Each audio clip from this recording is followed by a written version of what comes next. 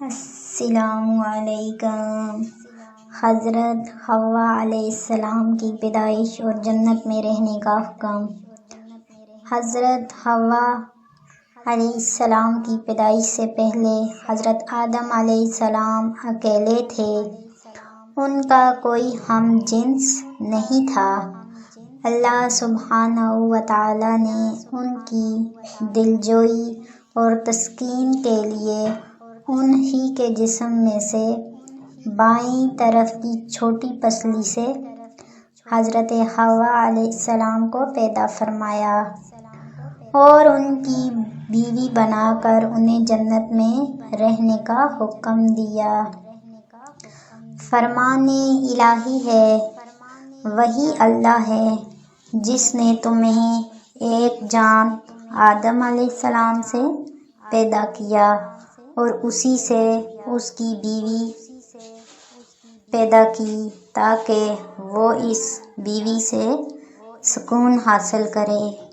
ہم نے کہا، اے آدم، آپ اور آپ کی بیوی جنت میں رہو۔ احادیث رسول اکرم صلی اللہ علیہ وآلہ وسلم۔ عورتوں سے حسن سلوک سے پیش آؤ کیونکہ وہ ٹیڑھی پسلی سے پیدا کی گئی ہیں۔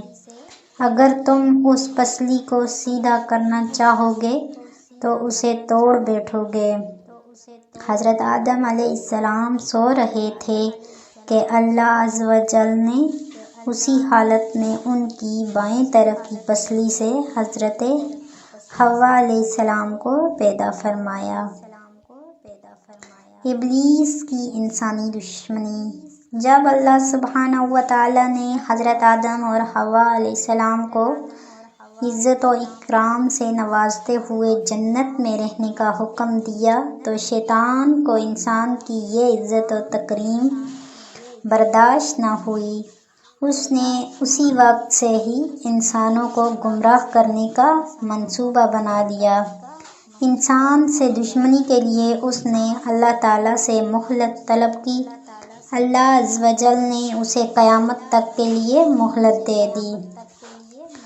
فرمان الہی ہے، اس شیطان نے کہا، اے اللہ، چونکہ آپ نے مجھے گمراہ کر دیا ہے، اس لیے میں ان انسانوں کو گمراہ کرنے کے لیے آپ کی سیدھی راہ پر گھات لگا کر ضرور بیٹھوں گا، پھر ان پر حملہ کروں گا، ان کے آگے سے بھی، ان کے پیچھے سے بھی، دائیں سے بھی اور بائیں سے بھی، اور آپ ان میں سے اکثر کو شکر گزار نہ پائیں گے۔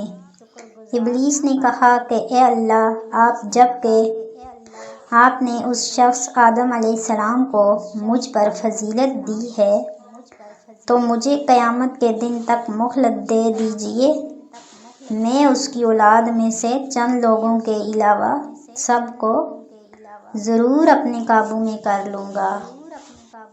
ابلیس نے کہا، اے میرے رب، مجھے اس دن تک مہلت دے دیجیے جب لوگ دوبارہ اٹھائے جائیں گے۔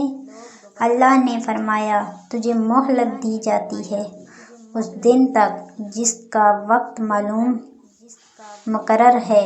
ابلیس نے کہا، آپ کی عزت کی قسم، میں ان سب لوگوں کو بہکا کر رہوں گا سوائے تیرے مخلص بندوں